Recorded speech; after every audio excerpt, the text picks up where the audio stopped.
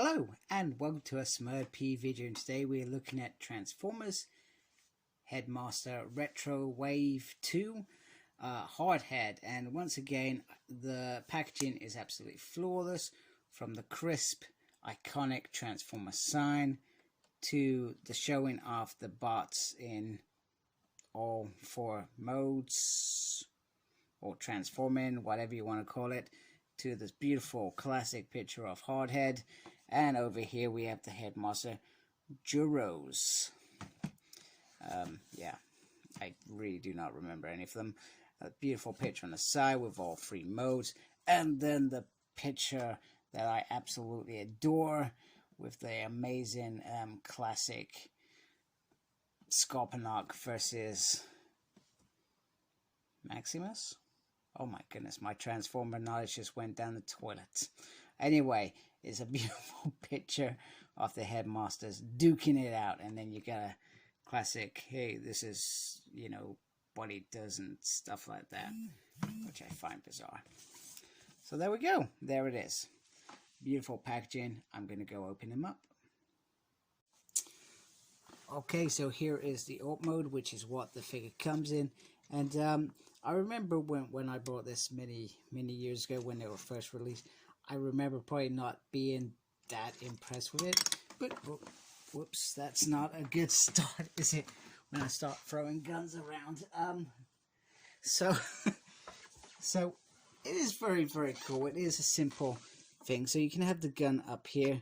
It does have a little bit of range in terms of movement, so I do like that. The other option is you have it down like that, which for, I guess, a stealthy mission would make perfect sense. You can also stick this gun here if you like.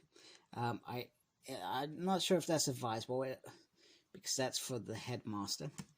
Or you can stick it in like that, which feels a little bit strange, but it's nice, it's slim, it looks cool.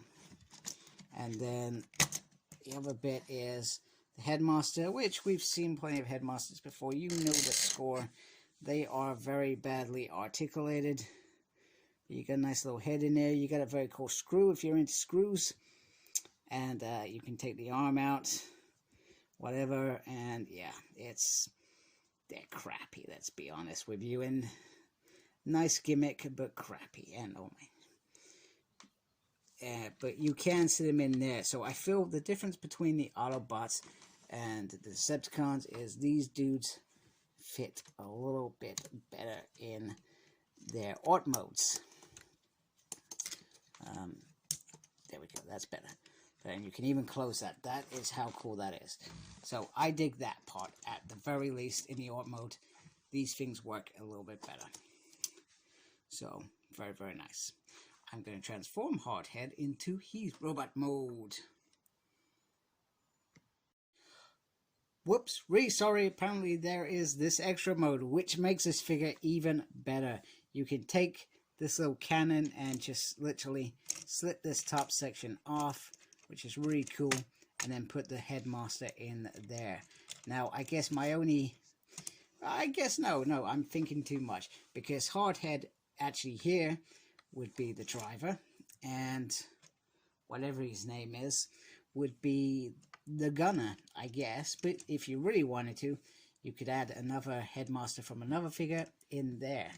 So the allies is pretty cool. So I gotta say, this idea is pretty dope. Very impressive.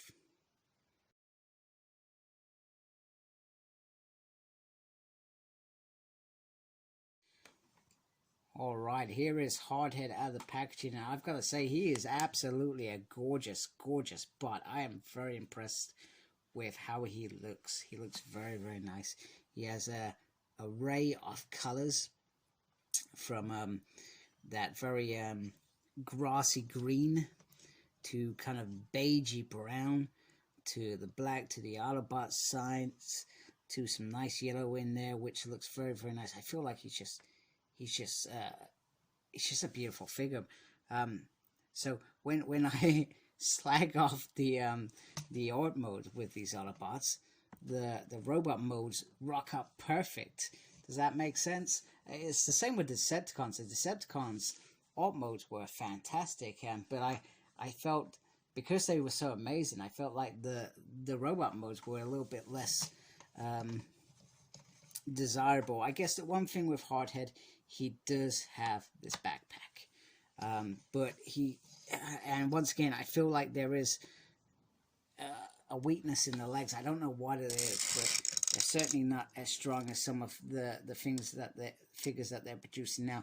Not that all of them are perfect. I mean, my tracks from a few weeks back, I felt like the legs were the weakest part of that figure, and I'm not sure if that's because he's a skinny figure anyway. So, in terms of, I guess, articulation, oh, sorry, that was not meant to happen. You can do this bit with the gun, which I feel is really good. I feel like the arms feel a little bit long. They feel a bit, you know, like gorilla arms, which, you know, maybe not a bad thing. So, articulation. So he has a swivel there. The arm, it can go up because it does go over, but there is restriction if you got the gun in place, and can go all the way around. The wrist does actually move around, which is kind of cool. But that is pretty much about it. I was hoping that there would be a little thing that you can flip up here to show off some stats, etc. It does not have a swivel there. He can do the splits. He has a swivel there, and he has a bend there. So all in all, articulation is pretty cool. I think that's pretty much all I've got to say for this figure. Nice and simple. Looks very, very beautiful. Very impressed with this figure.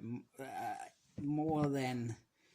I'm almost glad that I went and brought these now, because they are actually some really cool figures. Although I would like Hasbro to revisit them, make them a little bit bigger, but maybe that's just me being greedy.